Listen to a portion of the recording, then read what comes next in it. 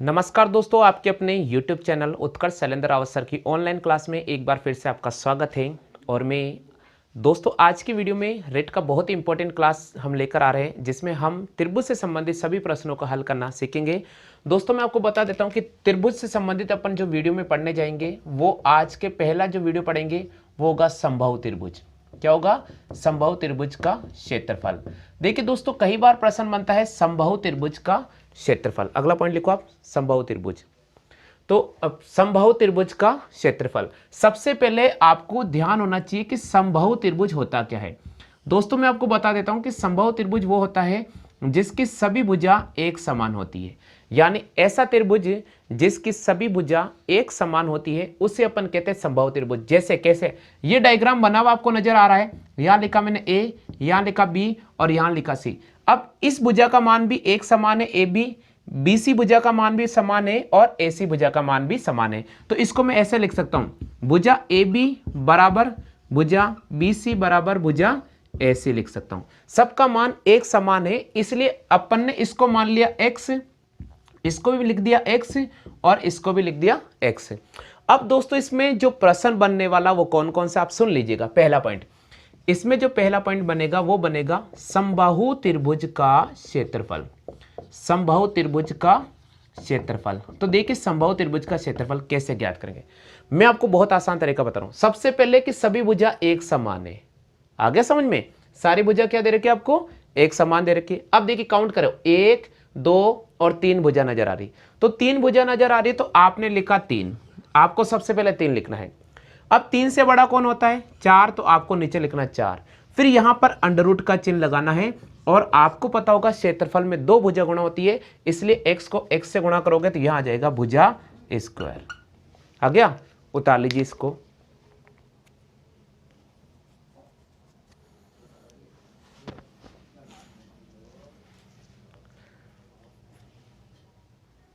उतार लिया?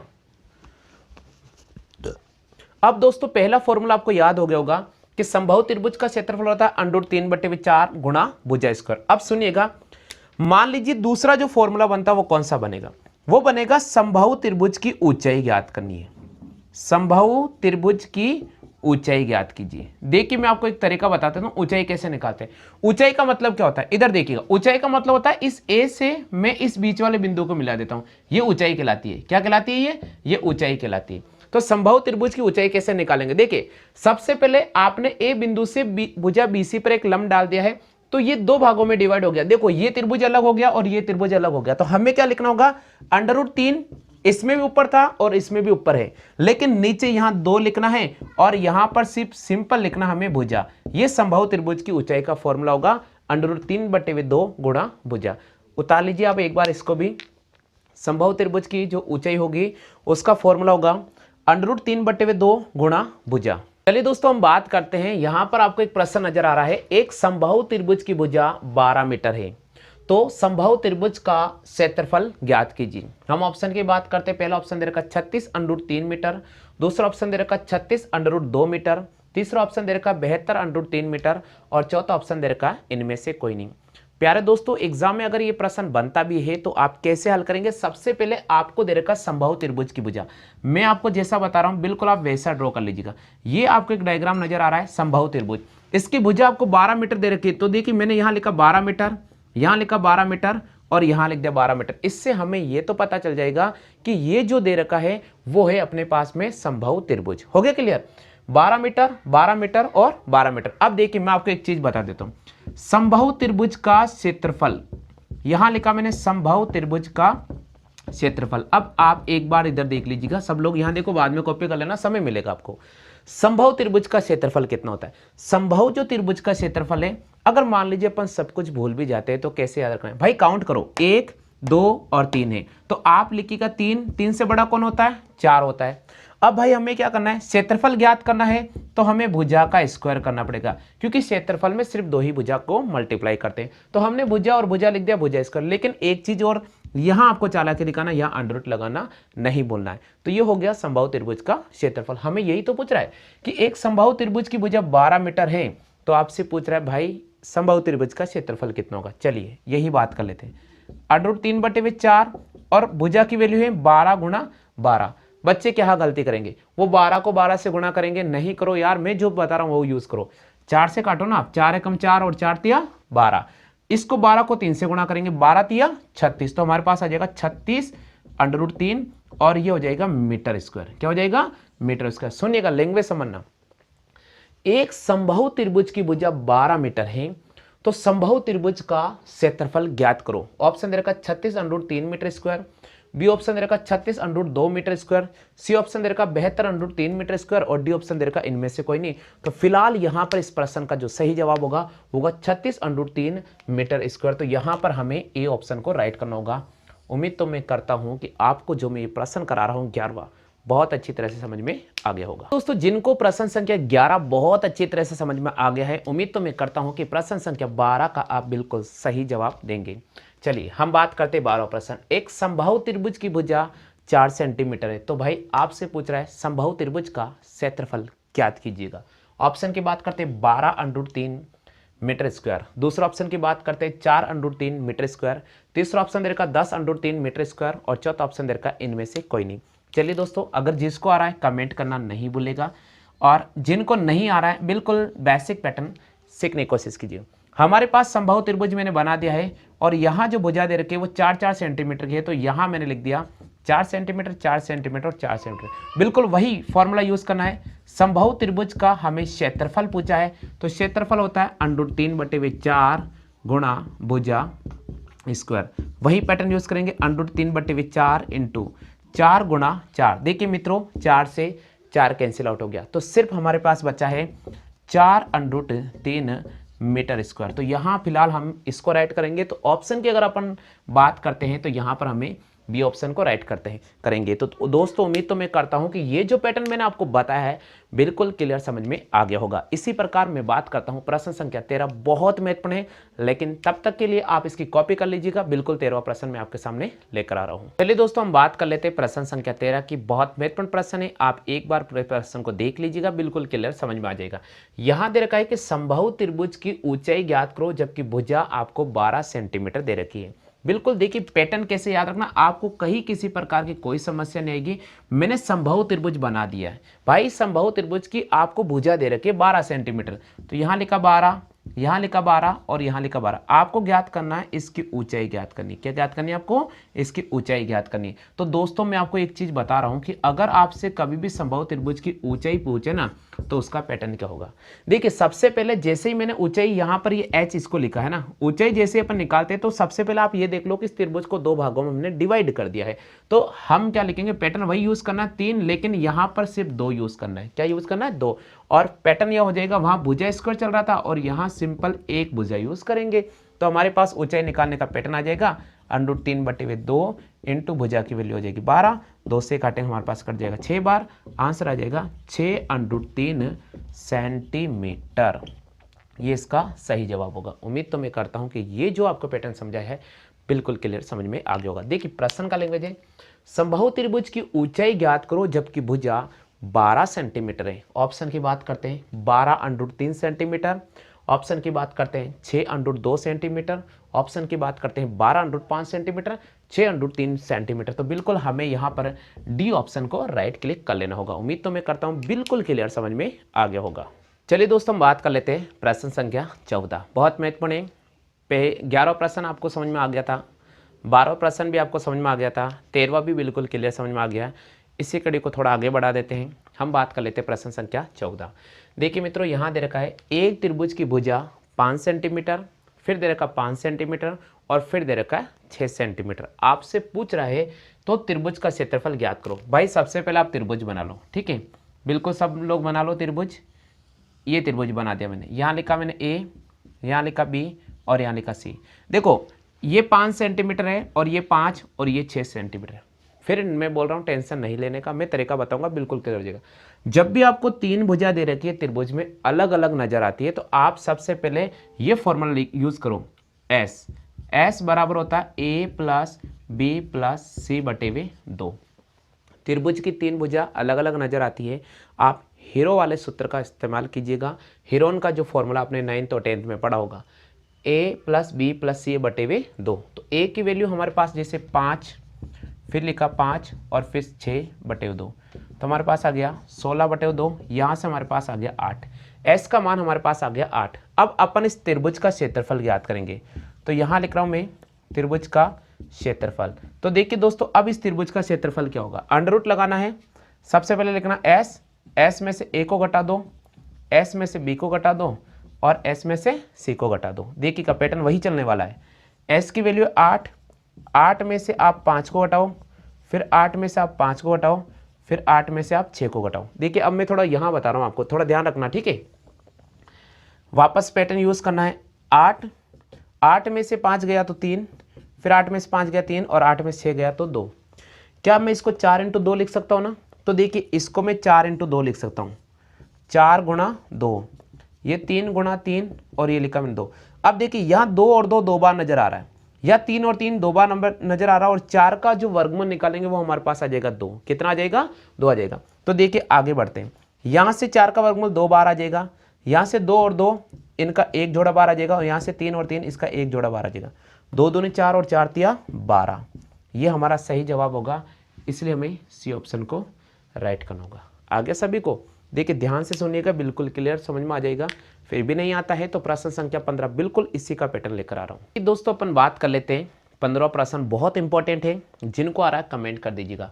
15 प्रश्न दे रखा है, एक त्रिभुज की भुजा 7 सेंटीमीटर, 8 सेंटीमीटर और 9 सेंटीमीटर है। आपसे पूछ रहा है भाई इस त्रिभुज का क्षेत्रफल ज्ञात करो। हमारा ऑप्शन हमें दे रखा 8√3 centimetre square, 12√5 centimetre square, 8√13 centimetre square, और फिर हमें दे रखा है इनमें से कोई नहीं। 4 ऑप्शन नजर आ रहे हैं, बहुत इंपॉर्टेंट है। 14 प्रश्न अगर आ रहा है समझ में तो 15 आप कर सकते हैं। लेकिन जिन भाइयों को नहीं समझ में आ रहा है या जो अभी अभी जुड़े हैं लाइव पर, वो आप देख लीजिएगा। जो आज लेट आए ना उनसे मेरा निवेदन है कि जल्दी आ जाइएगा, टाइम नोट कर लें, बिल्कुल फिक्स इसी समय आपकी क्लास रोजाना मिलेगी। तो आप ध्यान रखें, एक त्रिभुज की भुजा दे रखी है 7 सेंटीमीटर, तो सबसे पहले इसको मैंने लिखा 7 सेंटीमीटर, इसको लिख दिया मैंने 8 सेंटीमीटर और इसको लिख दिया मैंने 9 सेंटीमीटर। अब जरूरी नहीं कि क्रम ऐसा ही लिखा, आपकी इच्छा होना चाहिए आप 7 यहाँ पर भी लिख सकते हो। आप सबसे पहले ये देखो कि भाई यार इसमें त्रिभुज की तीनों भुजाएं अलग अलग दे रखी है, तो आपको हीरो वाला फॉर्मूला याद रखना होगा। तो S बराबर होता है A + B + C / 2। यहाँ तक तो आपको याद होगा। देखिए चलते अपन बात आगे कर लेते हैं। यहाँ लिखेंगे 7 + 8 + 9/2। 7 और 8 होता है 15। कितना होता है? 7 और 8 होता है 15। 15 में अगर मैं 9 जोड़ता हूँ तो 16, 17, 18, 19, 20, 21, 22, 23, 24, तो हमारे पास आ जाएगा 24, और 24 में 2 का भाग दे देता हूँ, मेरे पास आ जाएगा 12। यहाँ तक तो मुझे विश्वास है कि सब बच्चों ने सही किया होगा। अब हम जो पैटर्न यूज करेंगे वो पैटर्न मैं यहाँ बता रहा हूँ। देखिए अब अपन पैटर्न यूज करने वाले एस में से ए को घटाएंगे, एस में से बी को घटाएंगे और एस में से सी को घटाएंगे। बिल्कुल वही पैटर्न यूज करेंगे। भाई एस की वैल्यू यहाँ पर 12 आ रही है, तो हम लिखेंगे 12। 12 में से पहली भुजा को 8 को घटा देते हैं, 12 में से 7 को घटा देते हैं और 12 में से 9 को घटा देते हैं। चलो भाई आगे बढ़ जाते। इधर देख लो आप सब लोग, यहाँ 12 नजर आ रहा है तो यहाँ मैंने 12 लिख दिया। पहले इधर देख लो, ये बाकी जो लोग रिटर्न वर्क कर रहे हैं थोड़ा ध्यान रखें। 12 में से 8 गया तो 4, तो यहाँ मैंने लिखा 4, क्योंकि यही चीज इंपॉर्टेंट है आपको, यही चीज पर यहाँ पर दिक्कत आएगी आपको।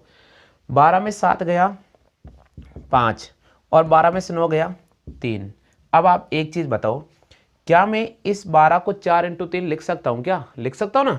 तो इसको मैं क्या लिखूंगा? इसको मैं लिखूंगा 4 × 3। ये 4 ऑलरेडी आ रहा है और ये 3 ऑलरेडी आ रहा है और ये 5 ऑलरेडी आ रहा है। तो देखो यहाँ पर 4 और यहाँ पर 4, आपको अंडर रूट में 2 4 नजर आ रहे हैं। यहाँ पर भी 3 और यहाँ पर भी 3, अंडर रूट में 2 3 नजर आ रहे हैं। तो यहाँ से एक 4 बार ले लेंगे तो ये 4 बार आ गया, यहाँ से एक 3 बार ले लेंगे तो ये 3 बार आ गया। अंदर कौन बचेगा? 5 बचेगा, क्योंकि 5 का कोई जोड़ा नहीं है। तो 4 को 3 से गुणा करेंगे, हमारे पास आ जाएगा 12 और अंडर रूट 5। और अगर सेंटीमीटर में दे रखा है तो सेंटीमीटर स्क्वायर। देखो ऑप्शन में ये कहीं ना कहीं नजर आ रहा होगा, बिल्कुल बी ऑप्शन नजर आ रहा है। तो हमारा जवाब क्या होगा? हमारा जवाब होगा 12 अंडर रूट 5 सेंटीमीटर स्क्वायर। आगे समझ में? 16वें प्रश्न की बात करते हैं, और 16 प्रश्न बहुत इंपॉर्टेंट प्रश्न दे रखा है। हमारा प्रश्न का लैंग्वेज दे रखा है कि एक समकोण त्रिभुज की भुजा 12 सेंटीमीटर, 5 सेंटीमीटर और 13 सेंटीमीटर। आप बात याद रखें, हमें समकोण त्रिभुज दे रखा है, तो समकोण त्रिभुज कुछ इस प्रकार का होता है, ये आप ध्यान रखें। भुजा 12 सेंटीमीटर है, मैंने इसको 12 सेंटीमीटर मान लिया। एक भुजा को 5 सेंटीमीटर मान लिया और सबसे जो बड़ी भुजा होती है वो कर्ण होती है। हमेशा ध्यान रखें 12, 5 और 13 दे रखा, तो सबसे बड़ी भुजा होती है वो कर्ण होती है। ये सबसे बड़ी भुजा मैंने कर्ण मान ली, तो कर्ण को मैंने यहाँ लिख दी, बाकी एक आधार हो गया और एक क्या हो गई, ऊंचाई हो गई। मैं अब इस प्रश्न को आपको लॉजिक तरीका बता रहा हूँ। एक समकोण त्रिभुज की भुजा 12 सेंटीमीटर, 5 सेंटीमीटर, 13 सेंटीमीटर, तो आपसे पूछ रहा है तो कर्ण पर पड़े शीर्ष लंब की लंबाई ज्ञात कीजिए। इसका मतलब हमें ज्ञात करना है कर्ण के ऊपर यहाँ से इस कर्ण की ये लंबाई ज्ञात करनी है। तो इसका पैटर्न क्या होगा, इधर देखो मैं तरीका बताऊँ। देखो भाई, समकोण त्रिभुज की बात करें तो ये लंब हो गया और ये आधार हो गया। आप इन दोनों को गुणा करो, यानी इसका फॉर्मूला होगा लंब इंटू आधार, और उसमें डिवाइड कर दो कर्ण का। दो छोटी भुजा को गुणा करो, बड़ी भुजा का डिवाइड कर दो। इसका मतलब 5 गुणा 12 और बड़ी भुजा 13 गुणा गया, 12 पंजे 60 में 13 का भाग देंगे, 13 चौके 52, हमारे पास 8 बचेगा, 13 छिके 78, 2 बचेगा, 13 कम 13, यानी 4.61 सेंटीमीटर ये दे रखा है। हमेशा ध्यान रखें, फिर सुन लीजिएगा लैंग्वेज, फिर बता रहा हूँ आपको। बोले एक समकोण त्रिभुज की भुजा 12 सेंटीमीटर, 5 सेंटीमीटर और 13 सेंटीमीटर है। आपसे बोल रहे कर्ण पर पड़े शीर्ष लंब की लंबाई ज्ञात करो। तो आपको क्या करना होगा, कभी भी कर्ण अगर ये लैंग्वेज नजर आता है कर्ण पर पड़े शीर्ष लंब, तो आपको क्या करना होगा, आधार और लंब को गुणा करना होगा और किसका डिवाइड करना होगा, कर्ण का, बड़ी भुजा का डिवाइड करना होगा। दो छोटी भुजा गुणा कर लो, बड़ी भुजा का डिवाइड कर लो, ऑप्शन में आंसर चेक कर लो, बिल्कुल राइट हो जाएगा। उम्मीद तो मैं करता हूँ 16 प्रश्न आपको समझ में आ गया होगा। बात कर लेते हैं प्रश्न संख्या 17। जिनको प्रश्न संख्या 16 समझ में आ गया है, बिल्कुल 17 का, तो मुझे उम्मीद है कि आप 100% राइट जवाब करेंगे। यहाँ दे रखा है एक समकोण त्रिभुज की भुजा 8 सेंटीमीटर, 6 सेंटीमीटर और 10 सेंटीमीटर है। तो आपसे पूछ रहे हैं तो कर्ण पर पड़े शीर्ष लंब की लंबाई ज्ञात कीजिए। देखिए भाई, आप इसको मैं फिर डायग्राम बनाने की कोशिश कर रहा हूँ आपके सामने। मैं तो यही चाहता हूँ कि आपका बेसिक कॉन्सेप्ट क्लियर हो जाए, आप डायग्राम बना लीजिए, क्लियर हो जाए। भाई कर्ण क्या होता है, आप सोचो कर्ण क्या होता है, सबसे बड़ी भुजा कर्ण होती है। तो यहाँ 8, 6 और 10 में बड़ा कौन है, 10 बड़ा है, तो 10 को मैंने यहाँ लिख दिया। अब छोटी जो भुजा है उनको यहाँ लिख दी, तो मैंने इसको 8 लिख दिया और इसको ये 6 लिख दिया, कोई फर्क नहीं पड़ने वाला। अब ये बोल रहा है एक समकोण त्रिभुज की भुजा 8 सेंटीमीटर है, 6 सेंटीमीटर और 10 सेंटीमीटर। तो आपसे पूछ रहा है तो कर्ण पर पड़े शीर्ष लंब की लंबाई ज्ञात कीजिए, यानी आपको ये ज्ञात करना है, कर्ण पर पड़े शीर्ष लंब की लंबाई ज्ञात करना है। तो इसको तरीका क्या होगा, दोनों छोटी भुजा को गुणा करना है, बड़ी भुजा का डिवाइड करना है। तो यहां मैंने लिखा लंब इंटू आधार, और किसका डिवाइड करेंगे हम, कर्ण का डिवाइड करेंगे। तो यहां पर इस शीर्ष लंब की लंबाई आ जाएगी, बराबर होता है शीर्ष लंब की लंबाई। ठीक है, देखिए हर तरीका बेसिक तरीका बता रहा हूं मैं आपको। 8 इंटू 6 गुणा 10, 48/10 कितना जाएगा, 4.8। और अगर सेंटीमीटर में दे रखा तो सेंटीमीटर, किसको राइट करना होगा, हमें ए ऑप्शन को राइट करना होगा। आगे समझ में, देखिए मैंने जो प्रश्न संख्या 11, 12, 13, 14, 15, 16, 17 बहुत अच्छी तरह से आपको समझा दी है। उम्मीद तो मैं करता हूं कि आपको बिल्कुल समझ में आ गया होगा। चलो जल्दी से कॉपी करो। अब मैं आपके सामने 18 प्रश्न लेकर आ रहा हूं। त्रिभुज की भुजा का अनुपात दे रखा 4:5:7। ठीक है, तो सबसे पहले इधर देखो, आप मैं जो बता रहा हूं वो तरीका यूज करो। यहां हम त्रिभुज की भुजाओं का अनुपात दे रखा है ना, तो मैंने यहां लिख दिया 4x, इसको लिख दिया मैंने 5x और इसको लिख दिया मैंने 7x। 7 के साथ कोई भी कॉपी नहीं करें, ध्यान रखें। त्रिभुज की भुजा का अनुपात दे रखा 4x, 5x और 7x। यदि त्रिभुज का परिमाप कितना दे रखा है, 48। अब देखिए आपको 3 भुजा नजर आ रही है, सारी अलग अलग है, तो परिमाप का फॉर्मूला क्या होता है, आप इधर देखो। सबसे पहले त्रिभुज के परिमाप का फॉर्मूला होता है तीनों भुजाओं का योग। क्या होता है, तीनों भुजाओं का योग। देखिए मैंने आपको जब आयत पढ़ाया था तब भी बताया था, परिमाप का मतलब एक व्यक्ति यहां से यहां तक जाता है, फिर यहां तक गया और यहां तक आ गया, ये परिमाप हो गया। परिमाप का मतलब होता है चक्कर लगाना। देखो यहां लिखा मैंने ए, यहां लिखा बी और सी। एक व्यक्ति ए से बी के पास जाएगा, फिर बी से वो व्यक्ति सी के पास आएगा और सी से किसके पास जाएगा, वापस ए के पास आएगा। ये हो गया चक्कर लगाने, परिमाप हो गया।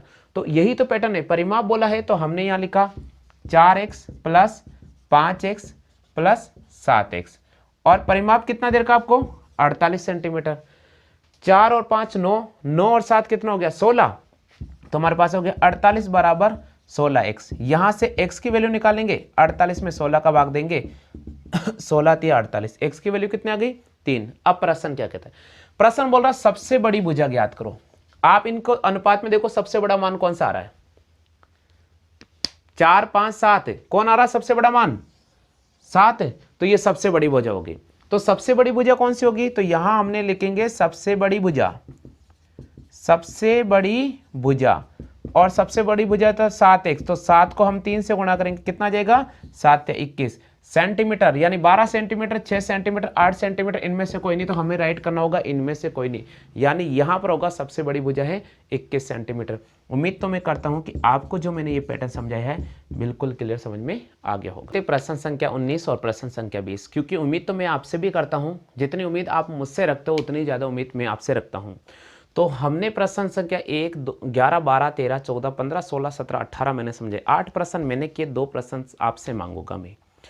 प्रश्न नंबर 19, एक त्रिभुज एबीसी की भुजा AB बराबर 4 सेंटीमीटर है, BC बराबर 3 सेंटीमीटर है, AC बराबर 5 सेंटीमीटर है। तो आपसे पूछ रहा भाई त्रिभुज का क्षेत्रफल क्या होगा? फटाफट से कमेंट करो। ऑप्शन दे रखा 3 centimetre square, 6 centimetre square, 9 centimetre square और 36 सेंटीमीटर स्क्वायर। काव्या जी आप बिल्कुल गलत कर रहे हो, बिल्कुल गलत कर रहे हो। यहाँ सोच समझ के क्वेश्चन करें। 3 centimetre square, 6 centimetre square, 9 centimetre square और 36 सेंटीमीटर स्क्वायर। ठीक है, अब बात कर लेते हैं। समबाहु त्रिभुज का क्षेत्रफल 400√3 वर्ग मीटर है, तो इसका क्षेत्रफल और तो इसका परिमाप क्या होगा?